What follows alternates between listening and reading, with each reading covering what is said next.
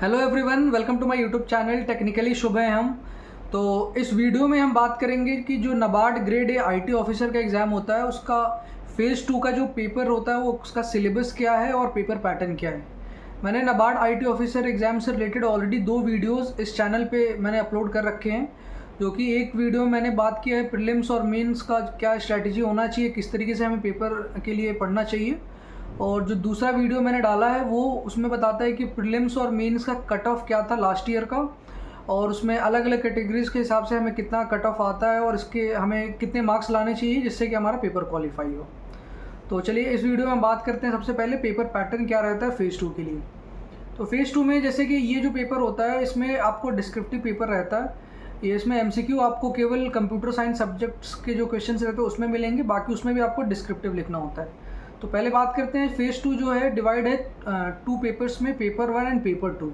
तो पेपर 1 है जो कि इंग्लिश डिस्क्रिप्टिव पेपर है। इसमें आपको आंसर लिखने होते हैं, कीबोर्ड पे आपको टाइप करना रहेगा। तो इसमें टोटल आपको 3 क्वेश्चंस मिलेंगे और टाइम ड्यूरेशन आपका रहेगा 90 मिनट्स, और इसके टोटल मार्क्स रहेंगे 100 मार्क्स के। तो आप समझ लीजिए आपको एक क्वेश्चन के लिए आपको 30 मिनट्स का टाइम मिल रहा है। तो जो इंग्लिश डिस्क्रिप्टिव रहा ये पेपर उसका रहता है पैटर्न। अब बात करते हैं जो पेपर 2 में जो कंप्यूटर साइंस के जो सब्जेक्ट्स होते हैं उससे रिलेटेड क्वेश्चन आएंगे। तो इसमें भी इन्होंने दो फेज़ में डिवाइड कर दिया, एक रहता है डिस्क्रिप्टिव और दूसरा रहता है ऑब्जेक्टिव। तो ऑब्जेक्टिव की बात करें तो ऑब्जेक्टिव में ये टोटल आपको 30 क्वेश्चंस देंगे जिसमें कि आपको टोटल 50 मार्क्स का रहेगा और इसमें टाइम मिलेगा आपको 30 मिनट्स। और जब बात करते हैं इसी में पेपर 2 में जो डिस्क्रिप्टिव पेपर होता है, तो डिस्क्रिप्टिव में आपको टोटल 6 क्वेश्चंस रहेंगे बट आपको केवल 4 क्वेश्चंस उनसे अटेम्प्ट करने रहेंगे, और इसके लिए टोटल मार्क्स रहता है 50 मार्क्स और टाइम ड्यूरेशन मिलता है आपको टोटल 90 मिनट्स। तो ये जो है ये आपका पेपर पैटर्न है फ़ेज़ 2 के लिए। अब बात करते हैं अगर इसका हम और अब बात करते हैं इसके सिलेबस के बारे में कि जो फ़ेज़ 2 में हमारा जो पेपर होता है कंप्यूटर साइंस से रिलेटेड जो टॉपिक्स हमें जो 4 क्वेश्चंस हमें टाइप करना है इन डिस्क्रिप्टिव और जो एमसीक्यू क्वेश्चंस रहते हैं, इसका सिलेबस क्या रहता है और हमें कौन कौन से इंपॉर्टेंट टॉपिक्स पे फोकस करना है।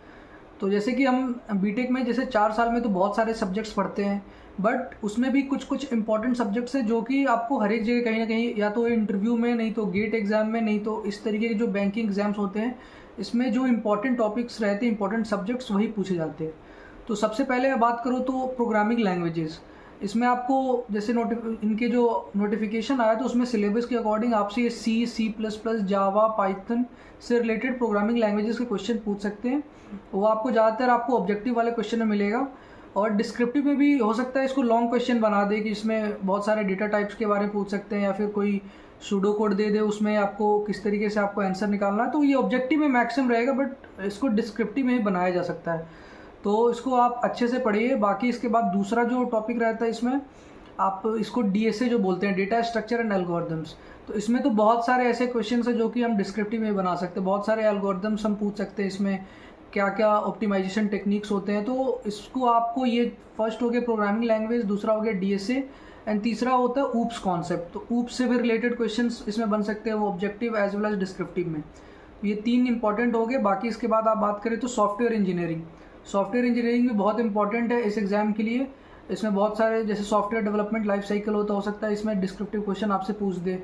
उसके बाद आता है आपका कंप्यूटर नेटवर्क में भी बहुत सारे ऐसे टॉपिक्स हैं जैसे इसमें आप टीसीपी हो गया इसके, या फिर उसमें पूछ सकता है आपसे टोपोलॉजीज़ के बारे में पूछ सकता है। तो बहुत सारे इसमें डिस्क्रिप्टिव भी क्वेश्चन बन सकते हैं और ऑब्जेक्टिव के भी।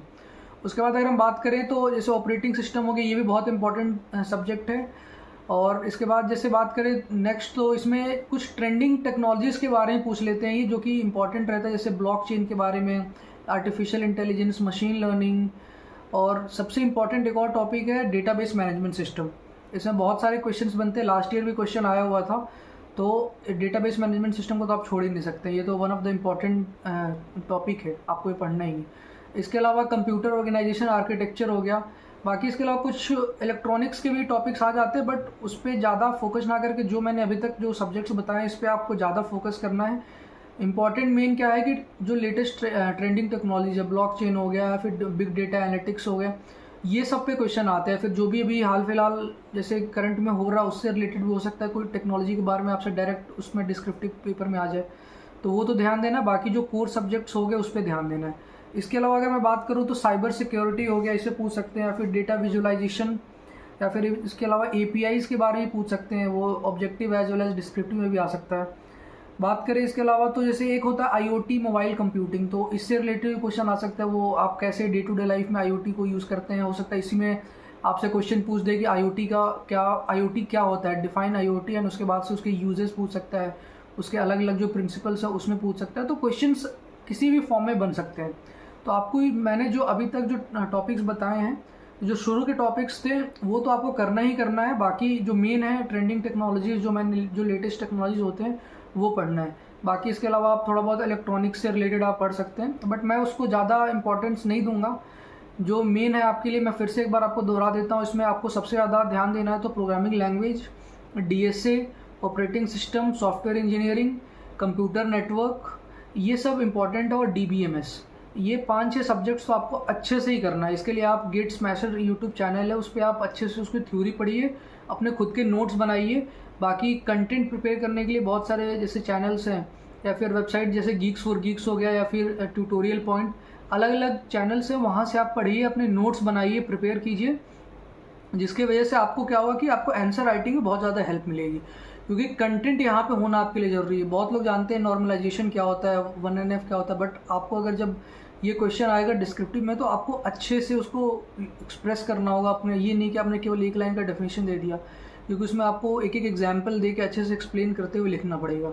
तो इसके लिए आप अच्छे से कंटेंट प्रिपेयर कीजिए। उसके बाद से जब जैसे जैसे टाइम नज़दीक आएगा अपने मॉक स्टार्ट कर सकते हैं। बाकी मैं और भी वीडियोस बना दूंगा कि जो प्रीवियस ईयर के क्वेश्चंस क्या थे, जो इंपॉर्टेंट क्वेश्चंस थे लास्ट ईयर, जैसे 2-3 साल के जो प्रीवियस ईयर क्वेश्चंस रहे इससे रिलेटेड, मैं उस पर भी वीडियो बना दूंगा। बाकी इसके अलावा आपको कोई भी क्वेरी है तो आप कमेंट में बिल्कुल पूछिए, मैं उसको रिजॉल्व करूँगा। और आपको कोई स्पेसिफिक क्वेरी है जो कि आप मुझसे पूछना चाहते हैं, मुझसे कनेक्ट होना चाहते हैं, तो आप मेरे टेलीग्राम चैनल को ज्वाइन कर सकते हैं। मैं लिंक डिस्क्रिप्शन में दे दूँगा और वहाँ से आप ज्वाइन कर सकते हैं। So please like, share and subscribe to my channel. Thank you.